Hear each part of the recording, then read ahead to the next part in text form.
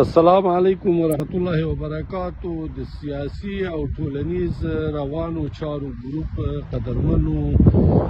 معززو مشرانو، تاسو ته په درناوي سره دغه حقیقت ده، باور مو وشه د یوې هفتې راهیسې زه په دې منطقه کې یم. دا منطقه د استانبول بلګدوزو ورته وایي چې نوې آباده شوې ده، یعنی تقریبا ټول عمر داسې د 10 کلو شاوخوا ده. په میلیونونو ډالر دلته د غصب پیسې، د اداري فساد پیسې همدغه منطقه په باندې آباده شوې ده، او بغیر د یو څو محدود ملي تجاران نه چې دلته سرمایه گذاري کړې ده. تاسو چې د دغه هر یوې سیټې منځ ته ورشئ، بالخصوصا دغه شنه، تاسو به وګورئ چې دلته درته څه وایي، چې مجرد په دې باندې پوه شي چې افغان د عاجل به ترجمان درته راځي او در سره کینی به او درته وایي به چې فلانی صاحب، زه نومونه نه اخلم ځکه د چا شخصي حریم ته نه داخلېږم، فلانی صاحب دومره فلټونه پکې اخیستي دي، بستاني صاحب دومره فلټونه اخیستي دي، فلانی پارلمان کې ده، فلانی معین ده، فلانی وزیر ده او فلانی والی ده. یقینا په خدای وشه چې په یوه هفته کې په لسګونو کسان کتلي دي لوړ پوړي چارواکي چې همدغلته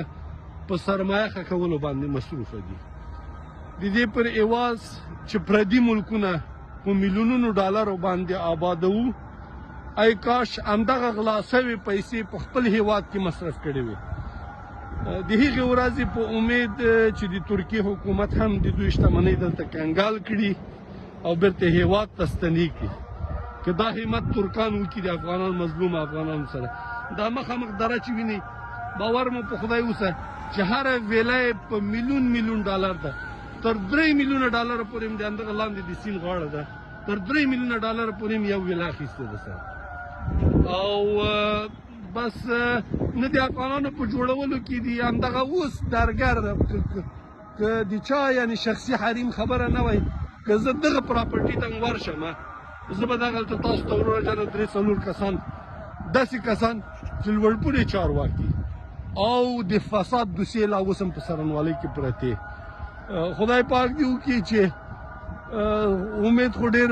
خدای ته لرو چې داسې یو حالت راسي څو د دغه مظلوم افغانانو چې پیسې شتمنۍ غلا شوي دي او دلته دغه ښار په باندې ښارګوټی په باندې جوړ شوی ده، څو دغه دوی سره احتساب وشي له دغو مفسدینو سره، او انشاءالله تعالی هغه ورځ به لرې نه وي. دا د دې په خاطر باندې چې کله ناکله د سړي سخت زړه درد وکړي،